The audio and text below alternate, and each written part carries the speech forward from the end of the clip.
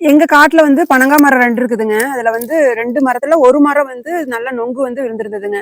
நொங்கு வந்து எடுக்காத விட்டுட்டோம். இப்ப வந்து பனங்கா பழுத்து நல்லா அந்த மாரி கீழ விழுந்திருந்ததுங்க. அதுல பாத்தீங்கன்னா, நல்லா வயல்ல தண்ணி கட்டங்காட்டி நல்லா சீம்பு வர ஆரம்பிச்சுச்சுங்க. நல்லா வேர் புடிச்சு சீம்பு வர மாரி ஸ்டேஜுக்கு ஆயிருச்சு. மீதி எல்லாம் முளைக்க போட்டு வச்சுக்கலாம் அப்படின்னு சொல்லிட்டு, இந்த 2 பனங்கா மட்டும் நல்லா சீம்பு எடுக்கிற அளவுக்கு ஆகிச்சுங்க. சரி அதை வெட்டி சாப்பிடலாம் அப்படின்ட்டு அதை எடுத்து வந்துருக்கிறேன்.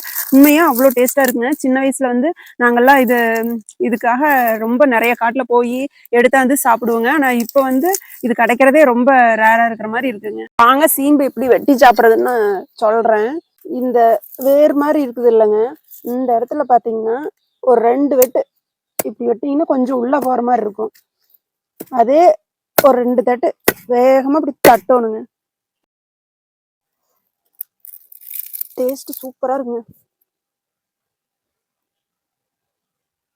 இந்த சீம்புக்கு வந்து அவ்வளோ சண்டை போட்டுட்டு சாப்பிடுவோம் முன்னையெல்லாம். உள்ள இருக்கிற சீம்பு மட்டும்தான் நம்ம வந்து சாப்பிடணும். இதுல